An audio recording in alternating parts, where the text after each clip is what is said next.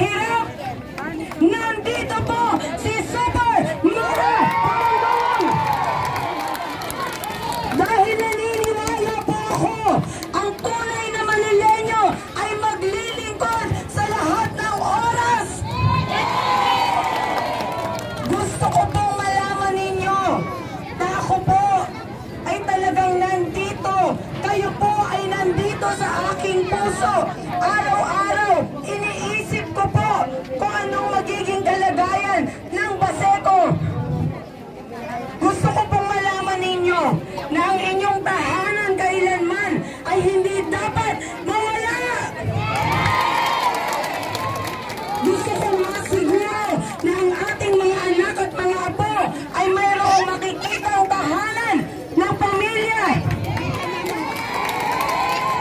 Naalala ko po, noong 2022 hanggang ngayon, ako po ay pabalik-balik dito sa Baseco. Sapagkat sabi ko nga, ang Baseco po ay pangalawang tahanan ko na. Sa inyo ko po nakita ang tunay na sitwasyon ng Maynila. Sa inyo ko po naramdaman na kailangan maging tunay na Manileño tayo sa puso at gawa.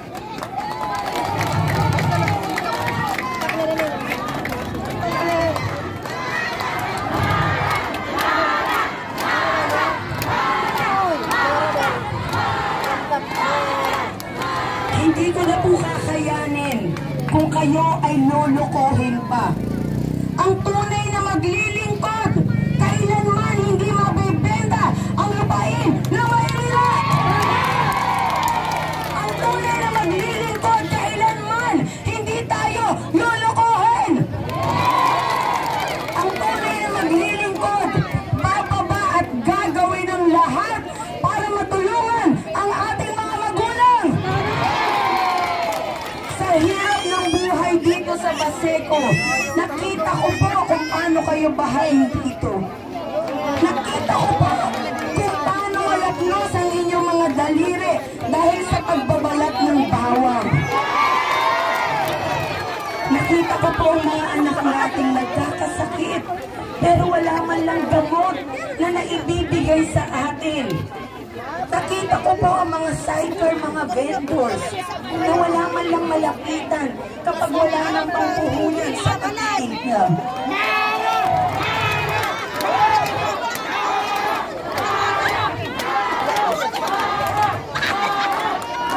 Nakita ko po ang mga kapatid nating Muslim kung paano pabayaan at tapakan ng mga politiko na yan. Mga tapong politiko na walang alam kung hindi gamitin ang mga katulad nating tunay na Manileño. Ang mga eskwelahan ng mga kabataang Muslim, wala man lang electric fan. Wala man lang upuan. Ngayon nandito sila at sasabihin na ganito ang gagawin nila. Samantalang umupo na sila. Dapat noon pa nila ginawa.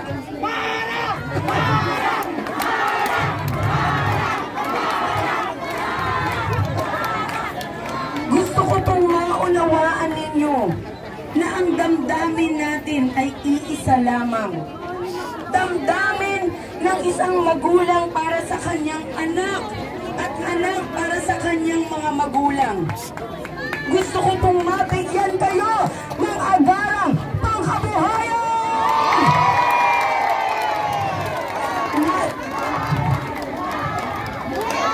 Na ang pangkabuhayan na yan ay direkta sa Manileño! Na hindi tayo gagamitin sa politika kung hindi kahit butante o hindi, kailangan makatikim ng pondo ng bayan!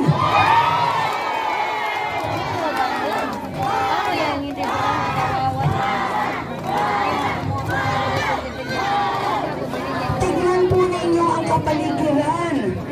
Ang inyong mga tahanan na halos mag-iba na dahil hindi po mapaayos. Nasaan ang pondo ng bayan?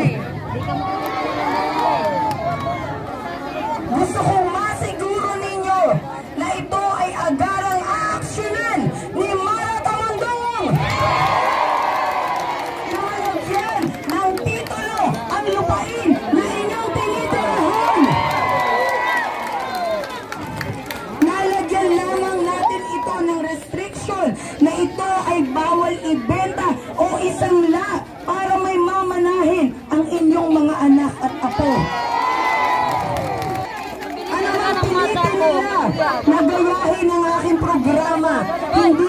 ito magagawa sapagat hindi ito galing sa kanilang puso. Lalagyan ko ng recreational center ang bawat distrito para mayroong pupuntahan na maayos ang mga senior citizen. Nakita nyo ang hirap ng buhay natin. Hanggang ngayon, tayo po ay nagpuburol pa rin sa kalsada. Ito po ang senyales ng kahirapan na sukdulan ibinigay sa atin. Kaya naman agad nagbababa ako ng libreng burunan na 17 sa bawat barangay. At sisiguraduhin ko na ang inyong mga anak, ang ating mga apo ay mag-aaral sa eskwelahan dahil lalagyan natin ng malaking budget ang edukasyon. At tutuldukan ang korupsyon sa Maynila. At ang mga taong nagkasala ay kailangang managot sa ating batas. Dahil hindi ako papayag na ang mga katulad nating Manileño ay pahirapan pa dito sa atin sa Maynila. Huwag po kayong madala sa mga ibinibigay nila.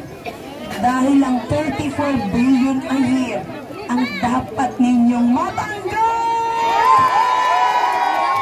Kaya huwag po ninyong kalimutan ang aking team, ang aking Vice Mayor, Remy Oyales, ang aking konsehal, Jet Magno, ang aking mga kapatid na Muslim na aalagaan ko at bibigyan ng mga karapatan na dapat noon pa ibinigay sa inyo. Ang Manileño na kailangan pong pahalagahan natin. Tulungan po ninyo ako na makamit ang tunay na tagumpay sa Maynila!